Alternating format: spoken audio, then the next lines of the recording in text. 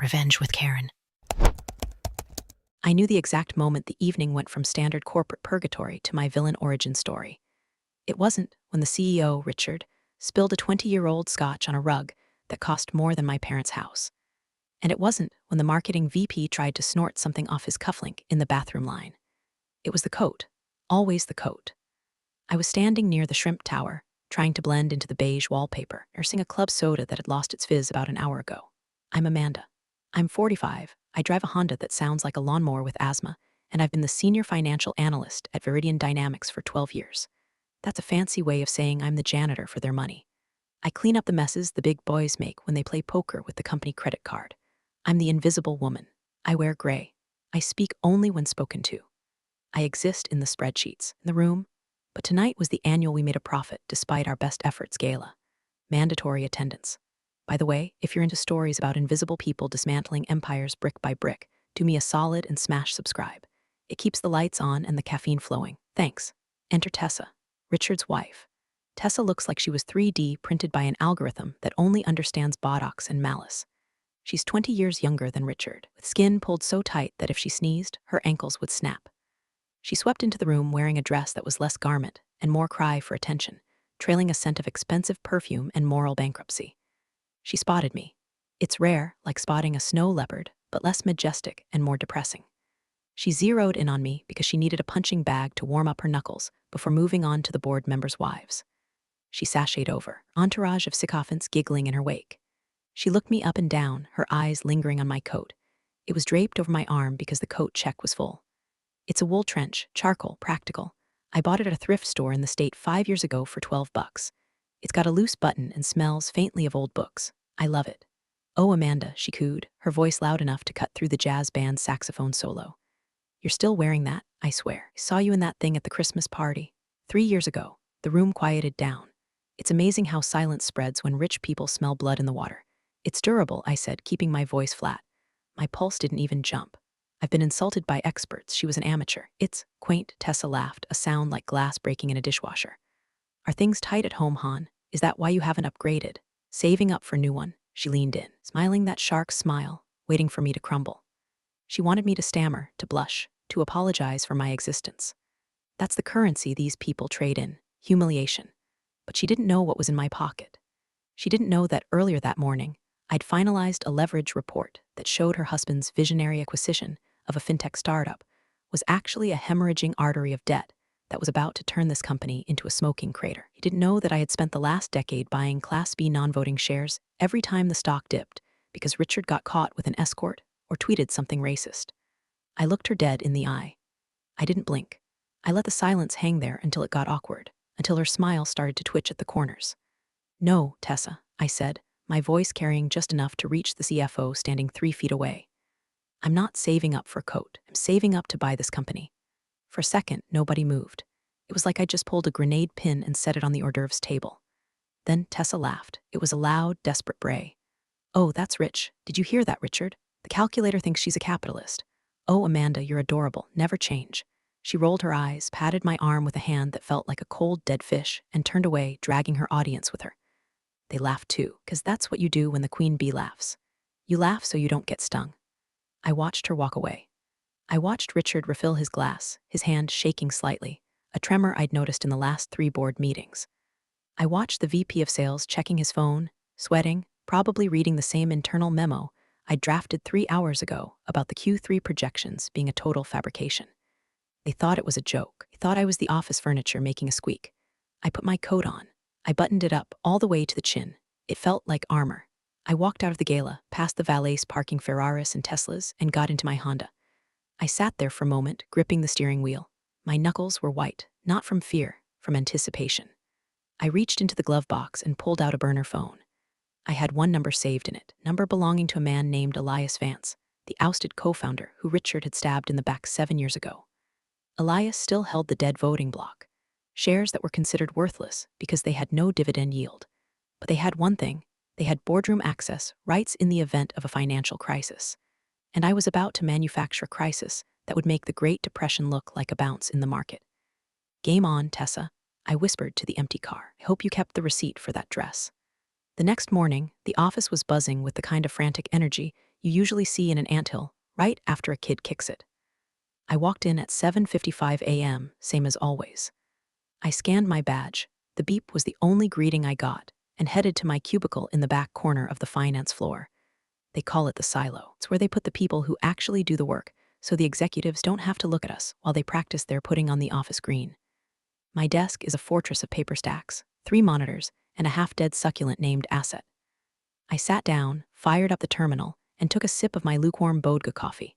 It tasted like burnt hazelnuts and regret. Perfect. While the rest of the floor was gossiping about Tessa's dress or Richard's speech, opened a hidden partition on my hard drive. To IT, this folder looked like archived tax records from 2014. Boring, dense, untouchable. To me, it was the war room. I clicked open a spreadsheet titled Project Guillotine. I've been building this for 12 years. 12 years of being the person they handed the boring files to. Here, Amanda, look through these expense reports. Amanda, double-check these merger clauses. Amanda, organize the basement archives. Thought they were giving me grunt work. What they were actually giving me was the skeleton key to the castle. I knew everything. I knew that the VP of Operations was funneling supply chain kickbacks through a shell company in Delaware. I knew the CFO was cooking the books to hide the fact that our flagship product, the very cloud software, was actually just a reskinned version of a competitor's code that we were about to get sued for. I knew that Richard, Gloria's CEO, had leveraged his personal shares to pay off a gambling debt in Macau. But knowledge isn't power. Knowledge is just potential energy. Power is knowing when to pull the trigger. I tabbed over to the market watch. Viridian Dynamics, VRD, was trading at $45.20. Not for long, I muttered. I opened the internal comms channel. I could see the panic starting to bubble up in the private executive chats. I had access to those too, not because I was a hacker, but because the executive assistant, a sweet girl named Sarah who Richard screamed at daily, had given me her password 3 years ago so I could help her format a PDF. She never changed it.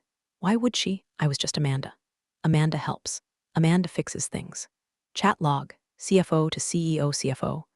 Richard, the leaks about the acquisition fail are hitting the blogs. Seeking Alpha just posted a rumor piece. CEO, kill it, tell them it's baseless. Buy ads if you have to. CFO, we don't have the cash flow for Media Blitz, Richard. The bank lines are tapped. I smiled. The rumor piece on Seeking Alpha, I wrote that. Well, I didn't write it. I provided the raw data to a freelancer who needed a scoop. Anonymous source, untraceable. The stock ticked down, $44.80. I picked up my phone, a real phone this time, and texted my broker. Buy 500 more on the dip. Execute at $44. Amanda, I snapped my head up. It was Chad, the junior analyst. Chad is 24, wears suits that are too blue, and thinks crypto is a personality trait. Yeah, Chad. Hey, Richard's looking for the Q3 risk assessment files. The ones for the fintech merger. He's screaming about them being missing from the shared drive. They aren't missing, I said, typing away without looking at him. They're in the archive folder, subdirectory liabilities, under D for disaster. Chad blinked, his mouth open like a confused koi fish. Okay, thanks, you're weird, Amanda. I'm efficient, Chad, go. He ran off. I watched him go. These kids, they come and go. They see the job as a stepping stone. I saw it as a siege. I went back to my screen. The stock was at $44.50. I checked my personal portfolio. Wasn't just stocks. Over the years, I'd bought debt. I'd bought favors. I remembered the time the head of legal needed a DUI to disappear from the public record. I knew a guy who knew a clerk. It went away. The head of legal owed me. I remembered when the HR director was about to be fired for compliance oversight. I fixed the paperwork retroactively, saving her pension. She owed me. I wasn't just a weird lady in a trench coat. It was the spider in the center of a web that covered the entire building. And Tessa had just walked into the parlor and insulted the spider. My burner phone buzzed in my purse. A text message. 4 p.m., the place with the bad scones. It was Elias Vance, the exiled founder. I closed my spreadsheets. I took another sip of my terrible coffee. It tasted a little sweeter now. The first domino had already fallen. They just hadn't heard the click yet. Tea shop was a relic, much like Elias Vance himself. It smelled of lavender and dust, located in a part of the city that gentrification had sniffed at and decided to skip. It was perfect. No polished executives came here. No one who knew what EBITDA meant would be caught dead eating these scones. Elias was sitting in the back booth, looking like a wizard who had traded his robes for a tweed jacket. He was 70, with wild white hair and eyes that were sharp, angry, surprisingly clear. He was reading a newspaper, an actual physical newspaper. I slid into the booth opposite him. I didn't take off my coat. Amanda, he grunted, not looking up. You look tired. You look like you've been carrying a mountain. Just a company, Elias, I said, signaling the waitress for black tea. How's retirement? Boring. Golf is a waste of a good walk. And my grandkids only call when they need money. He folded the paper and looked at me. Are we here? You haven't reached out in 5 years. Last time you did, you saved me from a tax audit that would have stripped me bare. I did, I acknowledged. You owe me for that. I know I do. Is that what this is? Cashing in a chip? I'm not cashing in, I said, leaning forward, lowering my voice. I'm doubling down. I pulled a manila folder from my bag and slid it across the sticky table. Elias opened it. His eyes scanned the pages, internal memos, watched acquisition data, the leverage reports, and the photos of Richard's offshore bank statements. His eyebrows shot up. Jesus, Amanda, this is a death certificate. It's a foreclosure notice, I corrected. Richard has run Viridian into the ground. He stripped the assets, bloated the debt, and alienated the talent. The stock is going to tank, Elias. It's going to hit single digits within the month. Elias snorted. Good, let it burn. I hope he chokes on the ashes. No, I said sharply. We don't let it burn, we let him burn. The company has good bones, Elias. The staff, the real staff, the ones in the silo, the engineers, the support team, they're good. They don't deserve to lose their livelihoods because Richard wants to buy another yacht. Elias looked at me, really looked at me. So, what's the play? You want me to join a class action? I want your shares. He laughed, a dry, rasping sound. My shares? They're useless, Amanda. Class C founder stock. No voting rights unless the company misses 3 consecutive quarters of dividend payments, which Richard ensures never happens by borrowing money to pay the dividends. Look at page 4, I said. He flipped the page. He stopped. He read it again. He missed the payment to the preferred trust. He missed it yesterday, I said. He was too busy buying Tessa a diamond necklace for the gala. Authorized the transfer from the operational account, but the bank flagged it because of the liquidity crunch. The dividend payment bounced, Elias. Technically, as of midnight last night, the Class C restrictions are lifted. Your shares have voting power again. Elias stared at the paper. His hands started to tremble. Does he know? No, the notification went to his old email address, the one he never checks, the one I still monitor. A slow, terrifying grin spread across Elias's face. It was the smile of a man who had been waiting in the dark with a knife for 7 years. How much? He asked. I don't have millions, Elias. You know my salary, but I have my savings, my 401k, my house. I can give you fair market value as of yesterday's close. You want to buy me out? No. I want you to proxy them to me. I want you to give me the gun so I can shoot him. Elias sat back, looked out the window at the gray street. You're risking everything, Amanda. If this fails, he'll fire you. He'll blacklist you. You'll never work in finance again. I'm 45, Elias. I live in a 1-bedroom apartment and my boss's wife asked me if I was saving up for a coat. I don't have a life to lose. I have a job to finish. He looked back at me. The anger in his eyes softened into something like respect. You're not the enemy, are you? He murmured. I'm the reset, I said, reached into his jacket pocket and pulled out a fountain pen. He signed the proxy document at the bottom of the page. He didn't even hesitate. Take it, he said, sliding the folder back. Take it all. But promise me one thing. What? When you fire him, tell him it was me who sharpened the axe. I'll do better than that, I said, tucking the folder into my coat, my armor. I'll let you swing it. I left the tea shop. The wind was picking up outside, cold and biting. It felt good. Step 1 was complete. I had the voting block, but I didn't have the majority yet. I needed more. I needed the board to turn on him, and for that I needed pressure. I needed the kind of pressure that cracks diamonds. I took out my phone and called the freelance journalist again. It's me, I said. Run the second story, the one about the sexual harassment settlements. Yeah, release the names. I hung up. The storm wasn't coming. It was the storm. By Wednesday, the atmosphere at Viridian Dynamics was less corporate office and more bunker during an air raid. The second article had dropped at 6:00 a.m. Toxic culture and hush money inside the executive suite of Viridian. It was brutal. It detailed 3 separate settlements Richard had paid out using company slush funds. It didn't name the victims, I made sure of that, but it named the dates, the amounts, the specific accounts the money came from. The stock opened at $38.00 and plummeted to $32.50 by lunch. I was in the break room, microwaving a soup that smelled like sodium and sadness, when Tessa stormed in. She wasn't supposed to be here. She usually only came in to redecorate Richard's office or yell at the interns. But today, she looked rattled. Her hair was slightly less perfect, eyes wild behind oversized sunglasses. She spotted me. Of course she did. You, she snapped, marching over. Do you know how to work the shredder? I paused the microwave. I have a PhD in shredding, Tessa. What do you need? Richard's office. Now there are boxes, old files, they need to go. The lawyers are coming tomorrow for some audit. That sounds like spoliation of evidence, I said calmly, stirring my soup. I don't care what it sounds like. She shrieked, her voice cracking. Just do it. God, why is everyone so incompetent? Richard is trying to save this company from these liars in the press, and you people are just standing around eating soup. I'm on my lunch break, Tessa. I don't care. Get up there. She stormed out. I smiled. They were panicking. They were making mistakes. I went up to the executive floor. It was chaos. Assistants were crying. VPs were shouting into phones. Richard's door was closed, but I could hear him screaming. I went into the copy room adjacent to his office. Tessa had pointed to a stack of banker's boxes marked 2018 to 2020 MISC. Shred these, she had said. I opened the first box. It wasn't just MISC.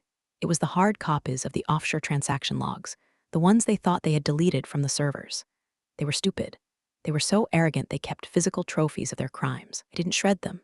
I wheeled the cart of boxes down the hall, past the panic, past the shouting. Where are you taking those? Richard's secretary, Brenda, asked. She looked like she hadn't slept in a week. Tessa wants them in the basement incinerator room, I lied smoothly. Security protocol. Brenda nodded, too tired to care. Okay, just get them out of here. I took the elevator down, but not to the basement. I went to the parking garage, loaded 6 boxes of incriminating evidence into the back of my Honda Civic. I covered them with a gym blanket. Then I went back upstairs, grabbed a stack of blank paper from the supply closet, and spent the next hour feeding it into the shredder while checking my phone. Stock alert, VRD trading at $29.00. The pressure was working, but I needed an alliance. I had Elias, and I had the evidence, but I needed a current insider, someone on the board who was wavering. I knew who it was. Marcus Thorne, the only board member who actually read the reports I wrote. He was a decent man, a former engineer who hated the flash of Richard's leadership. He had been sidelined lately, outvoted by Richard's cronies. I knew Marcus took his coffee on the roof terrace at 2:00 p.m., a smoker's habit he tried to hide from his cardiologist. I went up to the roof. It was windy. The city looked gray and sprawling below us. Marcus was there, leaning against the railing, smoking a parliament. He looked grim. Nice coat, he said, not turning around. He recognized the sound of my footsteps, or maybe just the smell of cheap wool. It's warm, I said, joining him at the railing. Rough day, rough decade, he sighed. Exhale smoke. You see the numbers, Amanda. You know we're bleeding out. I know, I'm thinking of resigning, he admitted, before the ship goes under. Save whatever reputation I have left. Don't, I said. He turned to look at me. Why should I stay? Richard is the captain and he's drunk at the wheel. Because there's a mutiny coming, Marcus, I said softly. And we need a new captain. He frowned. Mutiny? Who? You? He chuckled, but it wasn't mean like Tessa's. It was just incredulous. Amanda, you're the best analyst we have, but your support staff. I own 4% of the company personally, I said. It's widened. And as of yesterday, I continued, I hold the proxy for Elias Vance's 12% block. He dropped his cigarette. Elias, he gave you his proxy. And I have the boxes, Marcus, I said, driving the final nail in. The ones Tessa told me to shred. The ones that prove the fraud. I have them in my trunk. Marcus stared at me. He looked at my face, my cheap coat, my calm hands. He saw the steel underneath. What do you want? He asked, his voice low. I want to call a vote of no confidence. Emergency board meeting. Friday, you can't call it. You're not on the board. No, I said, but you are, you call it. I'll provide the ammunition. He looked back out at the skyline. He took a long breath of fresh air as if tasting freedom for the first time in years. Friday, he said, if I do this, if we miss, he'll kill us. He's already dead, Marcus, I said. He just doesn't know he's walking around. Marcus nodded. Okay. I'll send the notice at 5 p.m. I walked back to the elevator. My heart was hammering against my ribs, a frantic bird in a cage. But my face was stone. I was going to take them all down, and I was going to do it wearing a $12 coat. Thursday was a tightrope walk over a pit of vipers. Marcus had sent the notice for the emergency board meeting. The subject line was simply, Review of Leadership and Strategic Direction. Corporate speak for Prepare the Firing Squad. Richard went nuclear. I could hear him from the elevator lobby. He was screaming at Marcus over the phone, his voice echoing down the marble corridors. You traitorous hack. I made you. You think you can oust me? I own this board. I slipped into my cubicle, keeping my head down. I needed to lay low. I had the proxy. I had the evidence. But if they caught wind of me being the architect, find a way to stop me before the meeting. They'd lock me out of the building, fire me for cause, sue me into oblivion. I was safe. I was invisible. Until 10:30 a.m. A shadow fell over my desk. I looked up. It was Stephen, the company's general counsel. Stephen was a shark in a 3-piece suit. He was Richard's fixer. He knew where the bodies were buried because he usually dug the holes. Amanda, he said, his voice silky and cold. Got a minute. Stomach dropped to my shoes. Sure, Stephen, what's up? He sat on the edge of my desk, invading my space. He picked up my stapler, examining it like a murder weapon. We've been auditing the server logs, he said casually, trying to find the source of the leaks to the press. Makes sense, I said, typing a nonsense formula into Excel just to keep my hands moving. We found some interesting traffic coming from this terminal, he said. Large data transfers, encrypted files, archives being accessed that haven't been touched in years. I stopped typing. I'm doing a historical audit for the Q3 reconcile, I said. Richard asked for it. Did he? Stephen smiled. It didn't reach his eyes. Because I asked Richard and he said he didn't ask you for shit. The air in the cubicle went thin. Maybe I misunderstood, I said, trying to keep the tremor out of my voice. I can show you the work orders. Cut the crap, Amanda, he hissed, leaning in. I know you're up to something. I saw you talking to Marcus on the roof. I saw you leave with those boxes yesterday. You think because you dress like a librarian I don't see you. He stood up, towering over me. I'm going to have security search your car, Amanda. Right now. And if I find one piece of company property in that Honda, I'm going to have you arrested for corporate espionage. You'll go to prison. Do you understand? Prison. He turned to walk away. Leave the building. I sat there, frozen. The boxes. The boxes were in my trunk. If he found them, it was over. Game over, life over. I had maybe 5 minutes before security got to the garage. I grabbed my bag. I stood up. I didn't run. Running looks guilty. I walked, fast. I headed for the stairwell. I skipped the elevator. I ran down 6 flights of stairs, my heels clicking like gunshots on the concrete. I burst into the garage, could hear the security golf cart whining in the distance. I got to my car. I fumbled with keys. I popped the trunk. I needed to move the boxes. But where? There was a cleaning van parked next to me. Jim's janitorial. I knew Jim. He was a nice guy. I'd helped him fix his payroll deduction last year when HR screwed it up. The back of his van was open. He was nowhere to be seen, probably on break. I grabbed the boxes, 2 at a time, threw them into the back of Jim's van, burying them under a pile of dirty mop heads and trash bags. 1 box, 2 boxes. The security cart was getting louder. I could see the flashing lights reflecting off the walls. 3, 4, I was sweating. My hands were shaking. 5, 6. I slammed the van doors shut just as the security cart rounded the corner. I leaned against my car, gasping for air, pretending to look for my phone. 2 security guards jumped out. Stephen was with them. Open it, Stephen barked. I popped the trunk. It was empty. Just a spare tire, a jumper cable, and a stray Lululemon receipt. Stephen stared at the empty trunk. His face turned purple. Where are they? He screamed. I know you took them. Took what, Stephen? I asked, my voice finally steadying. My gym clothes? He kicked my tire. You're playing a dangerous game, Amanda. Watch your back. He stormed off. The guards followed, looking confused. I waited until they were gone. Then I slumped against the car and slid down to the concrete floor. I buried my face in my hands. That was too close. I texted Jim. Hey Jim, I left some personal boxes in your van by accident. Can you keep them safe at your place tonight? I'll pick them up tomorrow. $500 in it for you. He replied instantly. No prob, Amanda. You saved my tax return. I got you. I closed my eyes. We were still in the game. Now they knew I was a player. Tonight I had to send the letter, the one to the board chair, the ultimatum. I went back upstairs. I didn't go to my desk. I went to the mailroom. I dropped a sealed envelope into the outgoing executive mail slot. Inside was a single sheet of paper. If you want to save the company, vote with Marcus tomorrow. If you don't, the contents of the missing boxes will be sent to the SEC, the FBI, the New York Times on Monday morning. Your choice. I didn't sign it. I didn't have to. Tomorrow was the day, win or die, Friday morning, the day of the reckoning. The boardroom was a glass-walled aquarium of tension. I wasn't invited, obviously. I was just the analyst. But the entire company had ground to a halt. Nobody was working. Everyone was refreshing their email, waiting for the blast radius. I sat at my desk, staring at the succulent. It's just us, Asset, I whispered. Upstairs, the battle was raging. I had a live audio feed. Remember the fix I did for the conference room AV system last month? When the microphones kept cutting out, I fixed it. And while I was there, I patched the audio output to a private IP address. I put on my headphones. This is preposterous. Richard was yelling, you have no grounds. The company is in a transition period. The stock is at $22. Richard, Marcus's voice was calm, steady. We've lost 40% of our value in a week. The creditors are calling the loans. Because of these leaks. Tessa was there too. Of course she was. Someone is sabotaging us. It's probably that little bitch from finance. I smiled. She remembered me. We're not here to discuss leaks, the board chair, a man named Sterling, said. His voice was heavy. He had received my letter. We're here to discuss the motion of no confidence. You can't do this, Richard hissed. Control the voting block. Between my shares and the Founders Class C shares held by the trust, I have 51%. You can vote all you want, but I have the veto. This was it, the trap. Actually, Marcus said the Class C shares aren't in the trust anymore. Silence, dead silence. What are you talking about? Richard sounded confused. The dividends were missed, Marcus said. The shares reverted to Elias Vance on Tuesday. So what? Richard laughed nervously. Elias is a senile old fool. He hates this place. He probably doesn't even know. He knows, Marcus said, and he's proxied his voting rights. To who? Richard demanded. To you? No, Marcus said, to the new majority stakeholder. Who is it? Tessa shrieked. Who is doing this? I took off my headphones. It was time. I stood up. I smoothed down my skirt. I picked up my coat. I put it on. I walked to the elevator. I pressed the button for the penthouse floor. Doors opened. The receptionist looked at me. Amanda, you can't go in there. Watch me, I said. I walked down the hall. The double mahogany doors to the boardroom were closed. I didn't knock. I pushed them open. Every head turned. Richard, Tessa, Marcus, Sterling, the lawyers.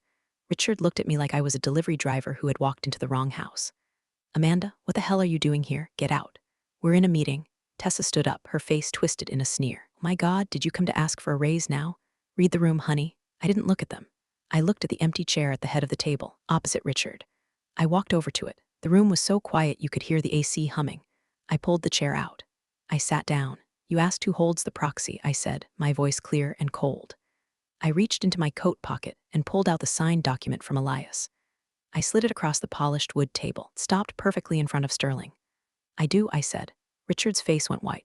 Like sheet of paper white. You're the analyst. You make $60,000 a year, and I invest 40% of it, I said. Compound interest is a bitch, Richard, and so am I. Tessa gasped. You little rat, you stole this. I bought it, I corrected. Legally, fairly. Unlike the yacht you bought with the pension fund. Sterling looked at the document. He looked at me, looked at Richard. It's valid, Sterling said. She holds the block. She has the floor. I laced my fingers together on the table. I looked at Richard. Shall we begin? The room exploded. Richard slammed his fist on the table. This is insane. Security, get her out of here. If you call security, I said calmly, I will have them escort you out. I hold 16% of the voting power now, Richard. Marcus holds 4%. The rest of the board holds 31%. That's 51%. We are the majority.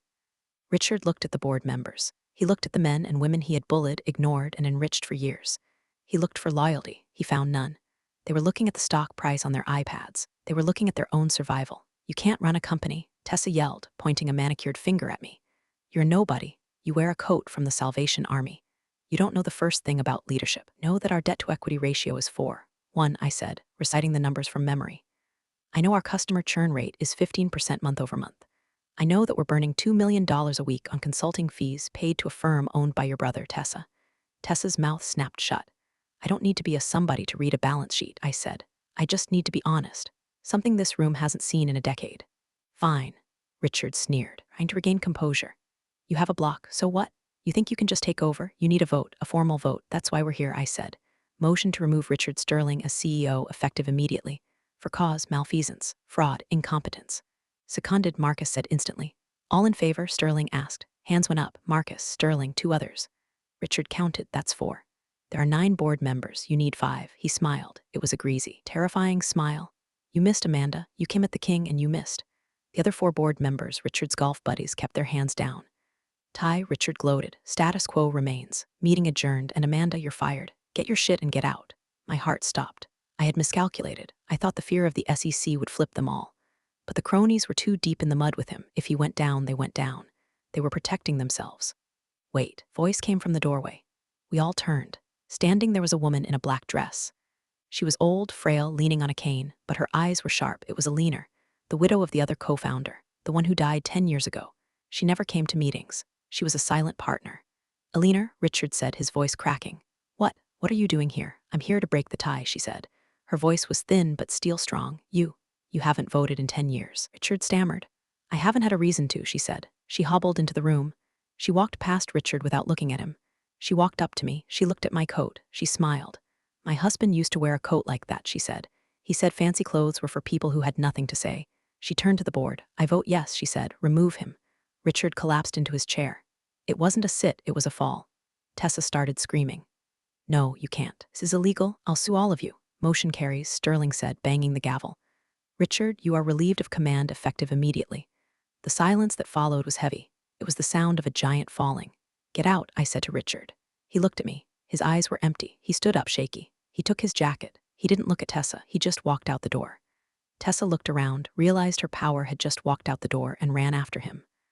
Richard, wait. My credit cards. I sat there. The adrenaline was fading, leaving me shaking.